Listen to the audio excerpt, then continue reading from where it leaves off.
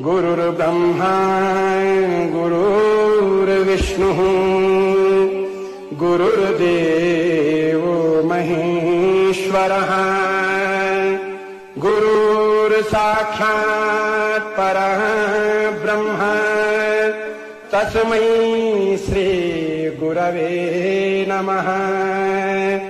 ध्यानमूलं गुरोर्मूर्ति पूजामूलं गुरोर्पदम् मन्त्रमूलं गुरोर्वाक्यम् मोक्षमूलं Gurukripa.